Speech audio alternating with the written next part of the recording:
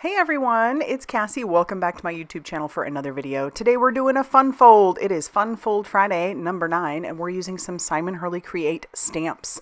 We're going to do a play on the old Z fold here.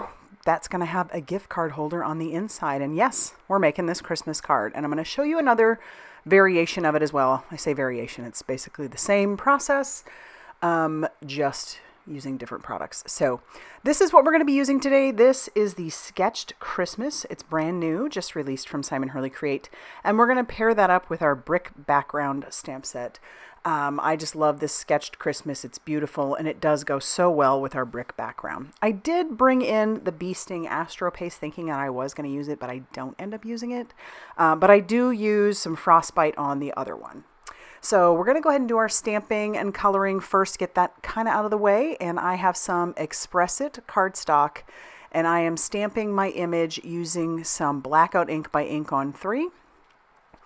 And those are both alcohol marker friendly. And so I'm going to stamp out my sentiment as well. Now, when I showed these stamp sets in a previous haul, I didn't realize that there's a matching die for the Deck the Halls, for the big words in that stamp set.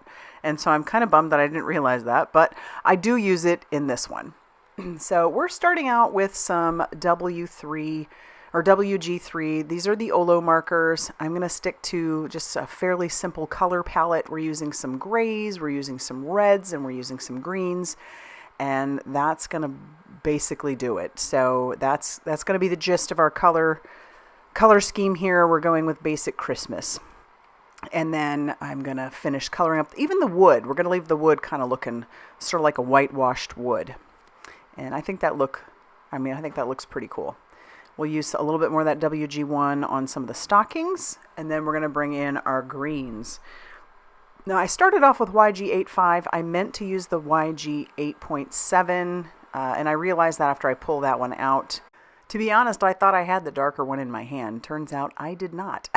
So I pull out the other one thinking that's the YG 8.5, and that's when I'm like, it wasn't. So we're just going to kind of go over what I just did, which actually didn't turn out to be bad because since I put the YG 8.5 down, it kind of wet the paper a little bit, and that helps the blending process as well. So we're just going to color up those trees. We're going to leave them all green. I feel like you could do some fun stuff with those, do them all kinds of fun different colors. I've seen, Christmas trees in the pinks and the blues and then all the fun stuff. So you could absolutely do that. I'm bringing in an R1.7, which is my darker red. And then I'm going to bring in some R1.5. That's going to be my lighter red. And I'll just blend out that color a little bit. I'm finding that with my Olos, I'm working a little bit more doing the dark to light. Typically, when I use my Copics, I go light to dark. That's just kind of how I learned how to do it, and that's how I always felt like I was better at it. But I'm trying to stretch myself, and I think it's working okay. We'll bring that green back in, and we're going to use that on these couple stockings. Love the old classic Christmas colors, where you've just got your greens and reds and whites. And then I'll add a little bit more red to some other areas just to put a little bit of that on top. And then I'll bring in those matching dies. So like I said, there is a matching die for all the big words in there. So Deck the Halls has a matching die. And that changed things for me. I was like, oh, love this set even more. So I'll tack that down with some mint tape and run this through my die cutting machine. And then we're going to set those off to the side. And we're going to start working on the pieces. So we're going to slow down to real time. We were double time there. And you'll see I've got some gray cardstock. We're going to start with that first piece. That first piece is going to measure 4 inches by 5 1/4 inches. So it's just a little bit smaller than an A2 size card. Then we have these two pieces that are going to be the same size. They are 2 3/4 by 4 inches. Now you could do this with patterned paper or cardstock. I'm going to make my own patterned paper. And then this piece measures 3 1/4 inches by 3 inches. So your 3 1/4 is that bottom edge and the top edge, and your 3 inches are the sides. So like I said, I'm making my own patterned paper for this one. We're going to bring in some Shady ink along with our brick background. I'm just going to ink up that background. This is, for me, one of the easier ways to stamp out these big stamps. You could put those in your MISTI. The only thing I wish that I had done is had some copy paper close by, because then I would have just stuck that right on top and I could have just mashed my hands all over it and not worried about getting ink on my fingers. But I never seem to have a problem with these red rubber stamps, stamping them either way. I like to bring the paper to it, and I think it works fine. So now I'm going to stamp both of my pieces. One of those would typically be where you would write your sentiment, but we'll talk about that a little bit more later. I'm going to add some white cardstock over the top of it for my sentiment. So I'm just stamping those all out. We're even going to do this last little piece, and I'm trying to, because this is brick, trying to make sure that it all goes the same direction. I don't want it to look kind of funky. So again, that 3 1/4 is going to be down at the bottom and the top. All right, so we'll clean up our mess, and then we're going to bring in our red cardstock. So this is our base. It's 4 1/4 by 5 1/2 inches, and I'm just going to glue this brick piece to the front of it so we have that pretty red border all around it. And like I said, this is going to be the base for our card. You saw that earlier when I gave you the little preview of how this card turns out. Yeah, it's just the base. So I'll glue that down. And then I'm going to move on to our next piece of cardstock. And I chose red for both of these. So this red piece of cardstock is going to measure 4 1/4 inches by 9 inches. So 9 inches on the bottom, 4 1/4 inches on those sides. And then we are going to bring in our Scor-Buddy, because we need to score this at 3 inches and at 6 inches. So like I said, this is a variation of a Z-fold. I really like those Z-folds. Been doing those a lot lately. And then we'll just fold this up like a Z. So just like so. And that's how it's going to go on the front of your card as well.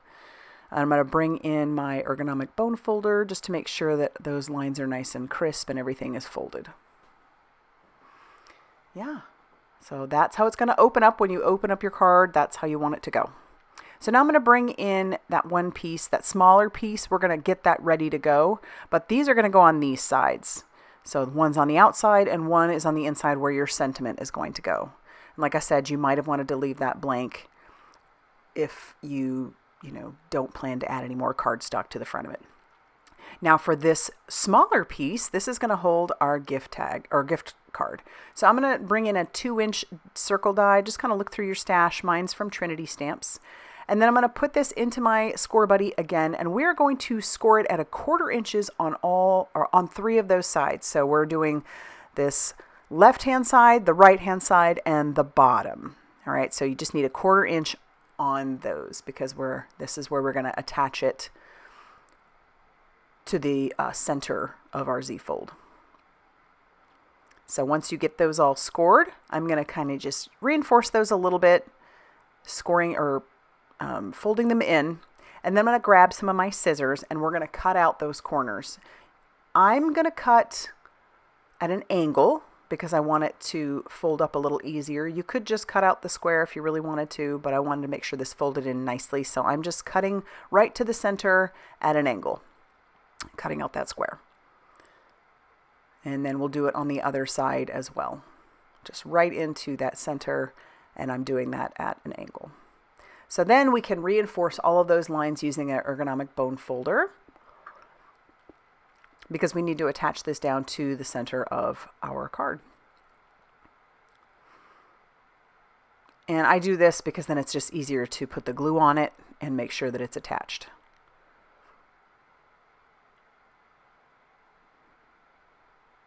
So this is perfect for Christmas, a little gift card holder for all of those people that are a little harder to buy for.